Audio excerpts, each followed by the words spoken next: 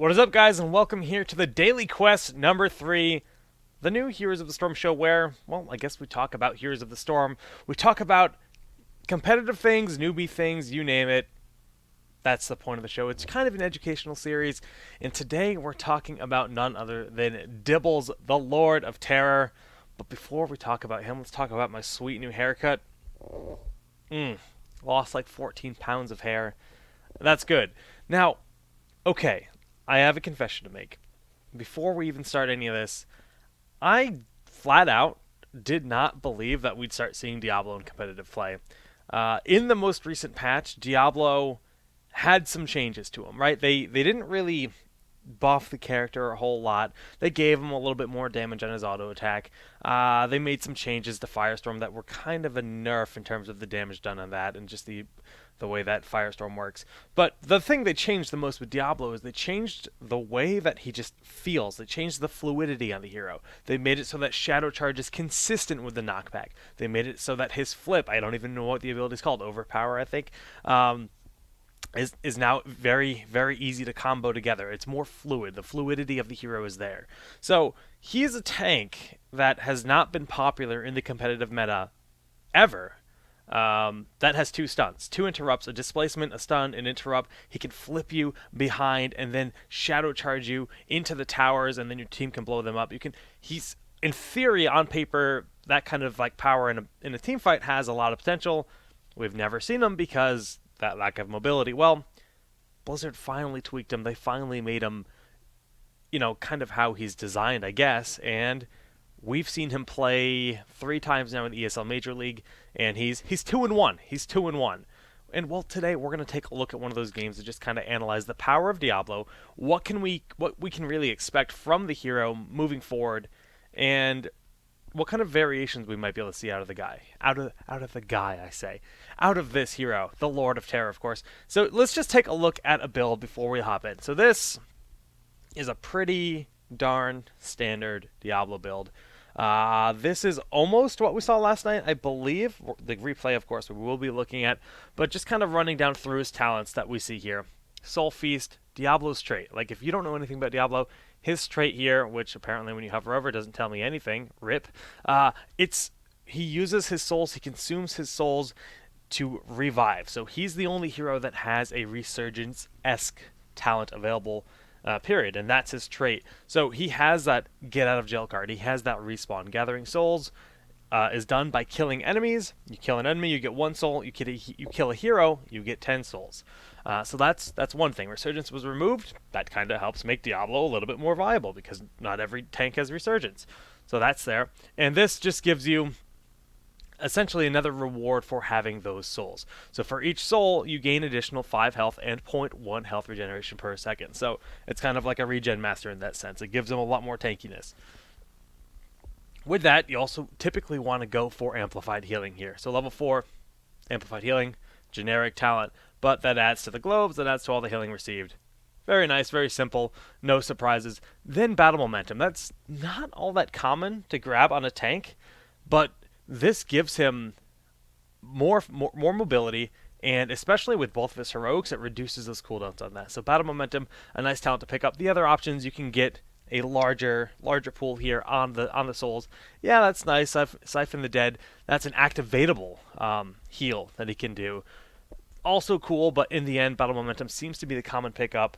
I could see Siphon the Dead becoming a thing in the future, but then again, you're spending souls, which is like your respawn. So you're spending that resource to heal yourself, and typically just want to save up for your respawn.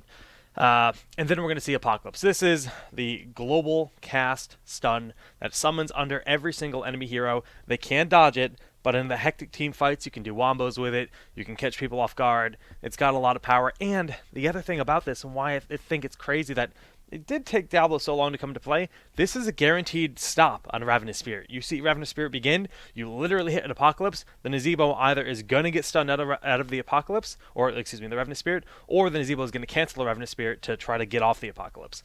So it's got a lot of team fight potential. And then when you get to 13, you can look at From the Shadows, that's 33% additional range, or you can get the Crippling Shadows, and that's the Shadow Charge. Slows the target when it hits for a couple seconds. 3 seconds, rather. But both of these are actually really good picks. There are scenarios where Spell Shield and Relentless would be considered. So it's actually a really nice talent here for Diablo where all 4 options are viable. But so far in competitive play, it's been between these 2.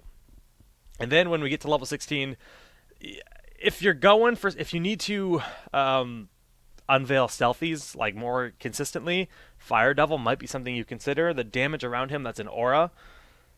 It's nice, but I think more frequently we're going to see Firestorm, and we're going to see Imposing Presence.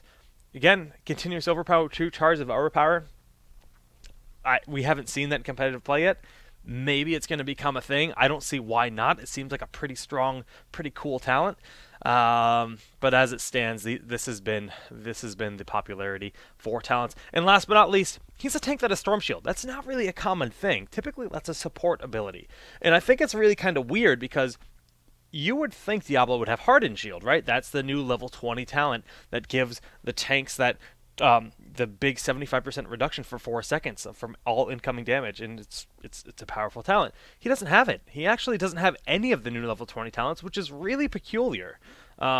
He's just got the upgrade on the Lightning Breath. If you're going Lightning Breath build, which we'll talk about that later, Lightning Breath build is something that is, I still think, on the table for Diablo, because Lightning Breath hits hard.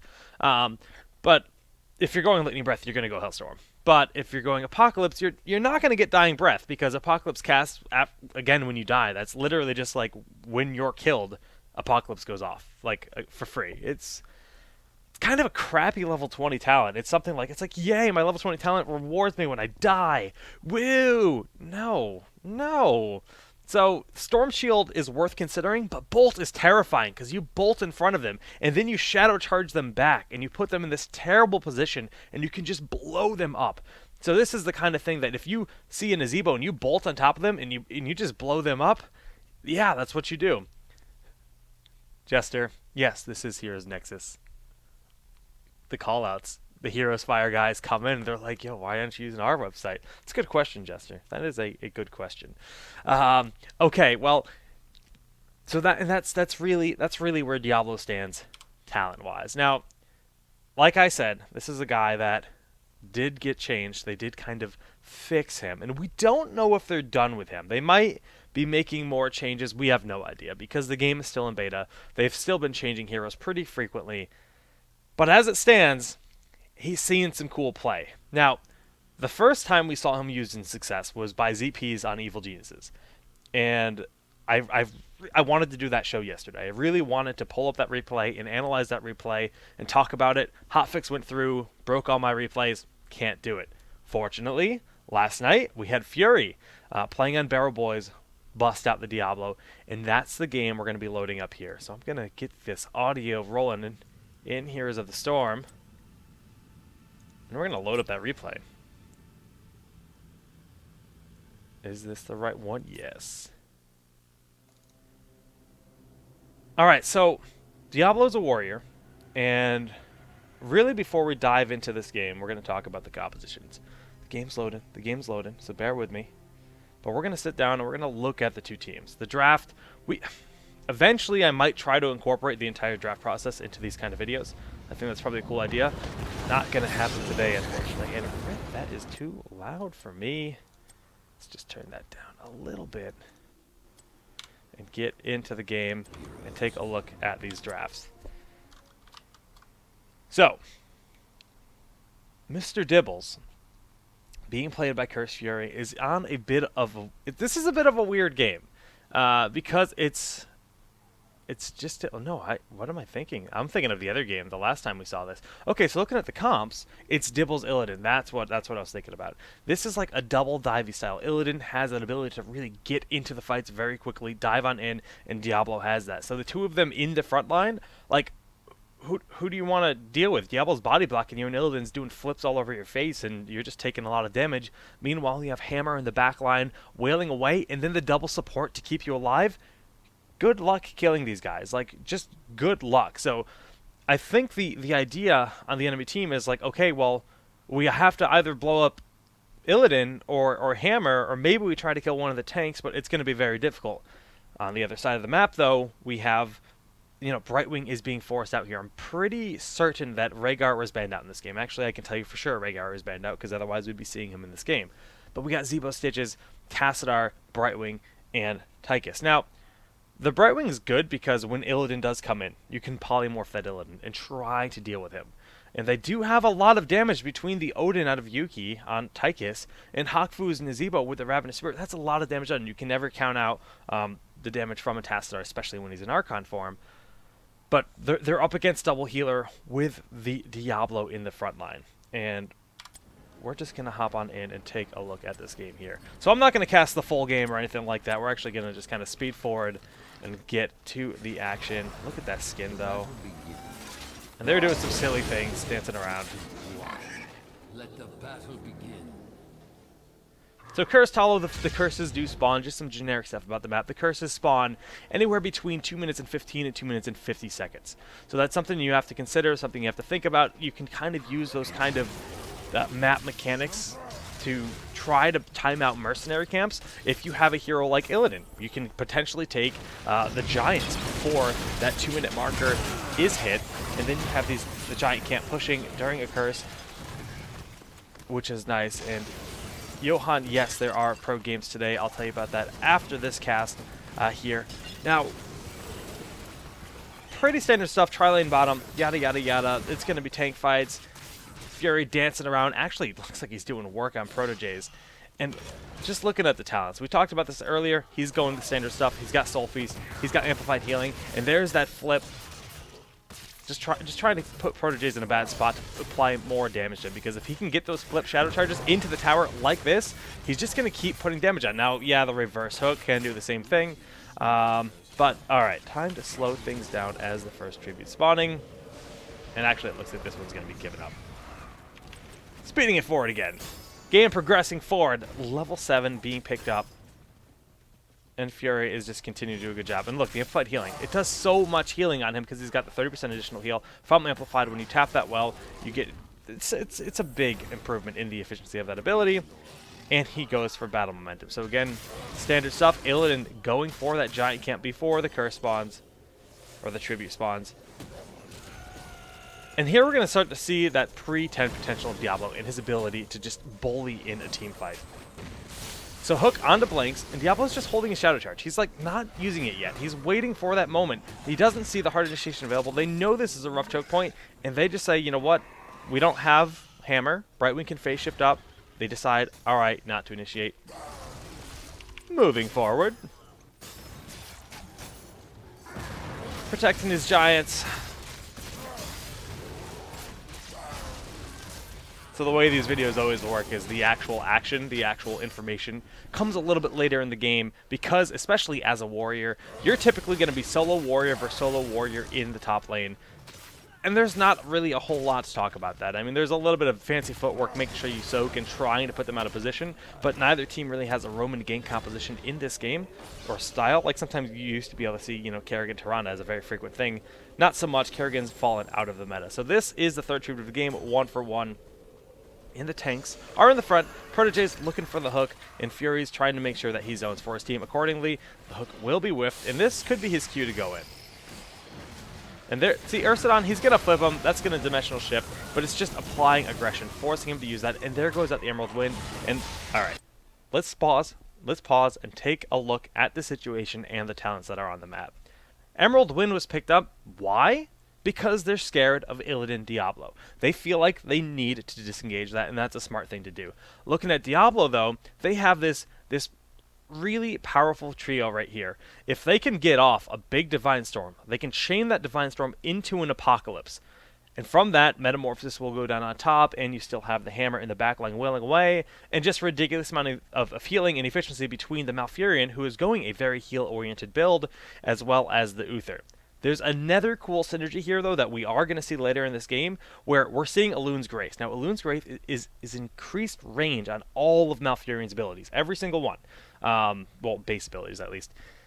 And this makes a lot of sense because Malfurion can throw down the roots right behind Diablo, and he can flip them into it. So he will literally just use his overpower, pick up that target, chokeslam him behind him into the grass, nice little soft bed of leaves to catch that person, and it will root them down, and then they can wait that out for a second, follow up with a shadow charge or whatever they want to do to combo and potentially kill that hero. So that's kind of what we have going on for the talents, the wombo combo potential. Putrid Bile is picked up because, again, they have this front line that is kind of scary, and they need to protect this Ravenous. There's so much relying on this backline Odin, which now has longer range, and this backline Ravenous Spirit to try to just blow up people, do a lot of damage. So getting back in. There goes the Trank. We have the Metamorphosis in the front line, and there's the Ravenous Spirit. Diablo needs to stop that, and the Apocalypse does exactly that. He just puts it down. Let's look at it again. It's so clean and easy to execute. And seeking. I wish there was a way to just rewind. So there's the meta. Watch the Zebo. Backs up, goes in the bush, casts Ravenous Spirit. Immediately, the Apocalypse, thrown down, stops it. Immediately dealt with. Doesn't have to walk across to get him. It just pops his heroic, and it hits other people as well. So incredibly useful in this situation. And Diablo is still in the front line, doing solid damage and bullying like a boss. I mean, Protojays, that's their tank. Gets flipped. Big body blocks coming out between Illidan, and they're going to pick up the kill there. I mean, I can't really stress enough how much Diablo can really do in a team fight when you put people out of position like that. Like, it's the kind of, yes, other tanks have that ability, but Diablo is like the way how consistent it is to be able to use the flip and then the shadow charge back to knock people out of position and just eliminate them, especially with an Illidan, is so strong. And Illidan is incredibly popular in the meta right now, and I think that's really going to make Diablo rise up. We're seeing teams play around with Sonya and Illidan and work with that as like a duo, as like the Divey duo. But really, when I saw this with Diablo, like the same concept of Divey, he's not the same like heroic leap. We're just gonna blow you up in a wombo. It's much more consistent, much more utility throughout the fight, and the Apocalypse still provides the guaranteed stop on those big heroics that you need to stop. What is that? I don't know. I don't know what that is. That's kind of a buggy thing here, the replay client apparently. And alright, another fight about to pick up here. Fury going in, he finds Yuki. The flip not in the angle he wants, so a little bit of a misplay there, but the roots are here. And again, he's just in the front line, bullying. Divine Storm, not even a womboed, and there's the Ravenous, so what's he doing? Shadow Charge in. Notice how far he Shadow Charged. He Shadow Charged from here all the way to there, and that's this talent from the Shadows. Guaranteed that's a reactionary pickup because he's worried about that Ravenous Spirit from afar. And he just completely just flew through the team. You can't stop that. Once that is activated, he is in your face. And stuns out Hakufu, does what he needs to do, and now he's just backing on out. And he'll probably be able to get out of this. He's got double support backing him up, and he's just going forward. Flipping the tank, the stun comes out of Uther. That's another kill. Like, Illidan picked up a kill on the top. He's going to try to get Yuki here. Yep, Yuki's going to fall. I watched this game, and I was just like, what can they do to stop this front line? They have Emerald Wind. They have Polymorph. Like, what else? Do they need Void Prison? Like, I mean, Illidan got a little overcommitted. Fury, yeah, he's taking a lot of damage here, but yeah, that curse should save his life. Not going to be taking the tower from those damage from those towers. And yeah, he's going to back it up. But it's really convincing stuff. This Soul Feast, it's very supporty style with double support, so Diablo becomes near impossible to kill. He has not died yet. We're looking at 0 deaths. He's got to have 100 souls by now. Yes, he does have 100 souls, so that's a resurgence, if you will, when he needs that. And they have a 2-level lead at this point. They've just been bullying these fights so well. Now, this is part of the double support meta. This is a meta that we're starting to see double bans picked up because people are starting to ban out Uther and Malfurion. But look, they find Hakufu out of position. There's the Divine Storm. He tries to do Emerald Wind, and he gets flipped out of it. The double stun. I can't stress enough how much utility can be done having 2 stuns. For a long time, we had a new Barak in the meta because the rewind and the quadruple stun was such a big deal. And if Diablo had rewind, I don't even want to think about it. It sounds almost too scary. Illidan, of course, just gonna flip over that wall. His wings are bugging out real good. I think it's because when you scrub the replay, it confuses the replay file. But Diablo is not, his damage isn't phenomenal, but it's also very good. I mean, he's number 2 on the team. They buffed his auto attack damage. He's doing a lot of work in that regard. They can't kill him. He keeps interrupting everything in multiple ways. I don't know what the answer to the Dibbles is. Now, there isn't a big Apocalypse being used. And the Ravenous. Oh, he actually goes for the Odin. That was interesting, but it looks like Haku got sunned out. Either way. And I want to watch this whole interaction again. I'm curious as to what actually stunned Haku. I missed that. Nope. Almost.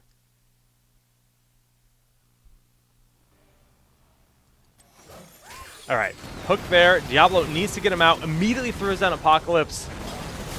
There's the Ravenous. Dashes forward, and oh, he does. He flips Haku. So he chooses to knock the Odin out of the fight. Then he flips Haku. So that's the power of the double interrupt. And he does finally die, but guess what? He's got Resurgence. So he's going to respawn. Like, this is a hero that we're going to start seeing a lot. I would actually be shocked if we do not start seeing Diablo played very frequently based on the power we've seen. People have maybe practiced them for a week or two here, and suddenly they're able to just completely ruin people. Again, you have to think, this is double support, and this is going to become part of the meta where teams are really going to start banning out double support. But in the current state of the game, there's so many things you have to worry about. Okay, do we have to ban out Asmodan? Asmodan is actually a really scary hero on these maps that go past the 20-minute marker. Like, what can we do to stop the Asmodan kind of style? That Asmodan play, you know, you have to consider that. Illidan's a strong hero to ban. We were looking at bans on like Zebo and Vala and Assassins for a long time, but now people really have to consider supports as bans. And if you're able to get double supports, you can get these unkillable tanks that are in your face with this Illidan Diablo. And I mean, McIntyre has no fear, and Fury's just going to keep coming on in. I think this is the end of the game, actually, because of how convincing all of this play was, this composition here, out of barrel was. Yeah, his wings are bugged out because of the replay. Silly Illidan.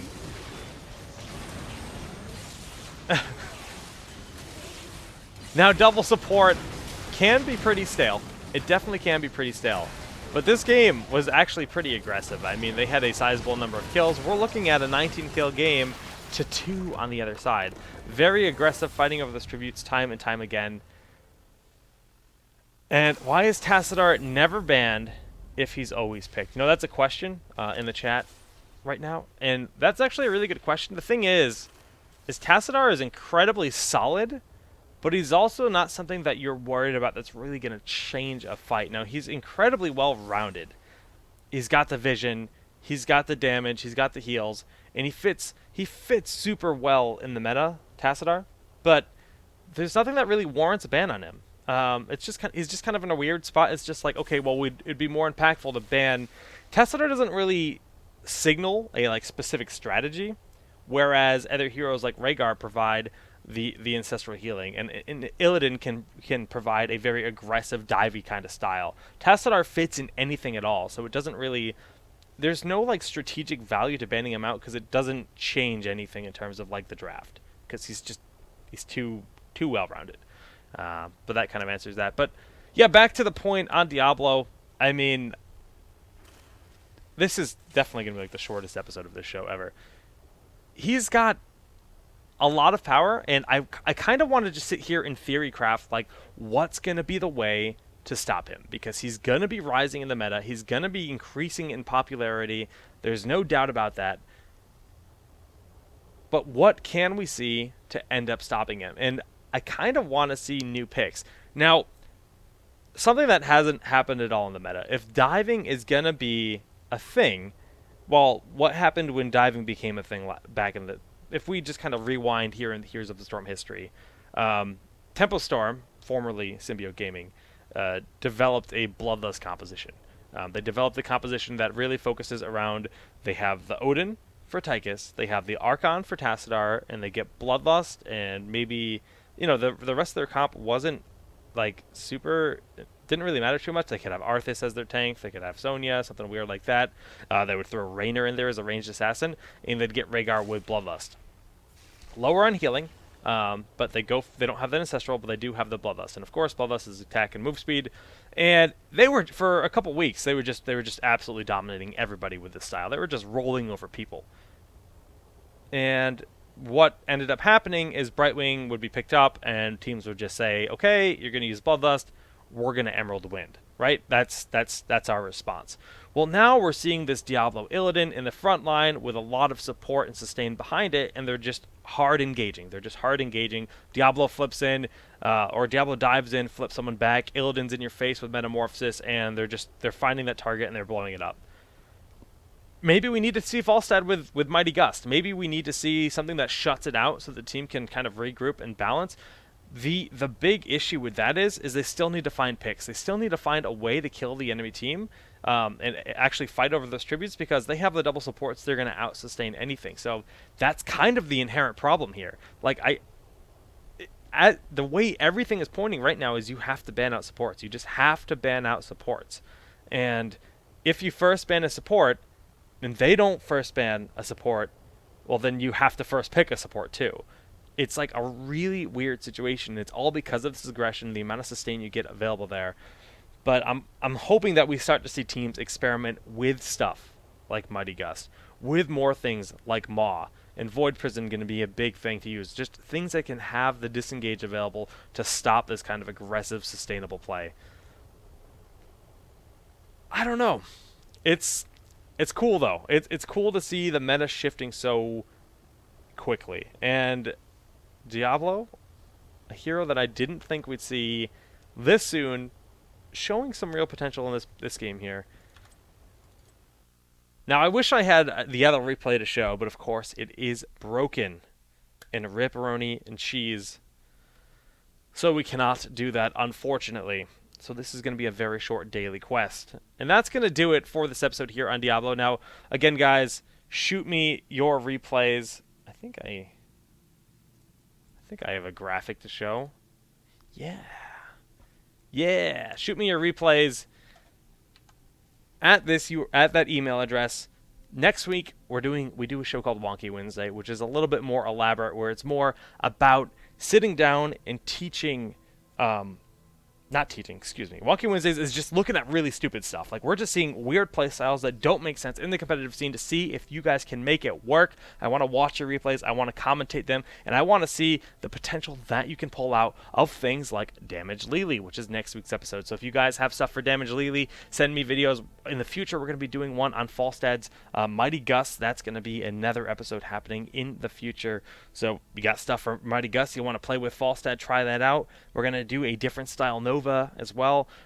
Additionally, we are doing Teaching Thursdays, so if you have replays that you want feedback on, you want me to analyze that match, see what could be done differently, not even just on you, but last week, when I did it this week, I just tried to focus on one hero, but I'm going to actually make it more broad. I'm going to commentate the entire game. I'm going to look at every single hero and talk about what each hero could be doing a little bit better. So it'll be a little bit less targeted. It's going to be a little bit more around just kind of like looking at the match and pointing out like things that could be done a little bit differently, why decisions caused what, and just making it a more generic, general teaching experience for anybody trying to learn more about just engaging fights. That's really the focus, is engaging fights in that game. And eventually we're probably going to do drafting days, teaching how to draft on Hero League, what kind of things can make big differences in the draft, and all that good stuff.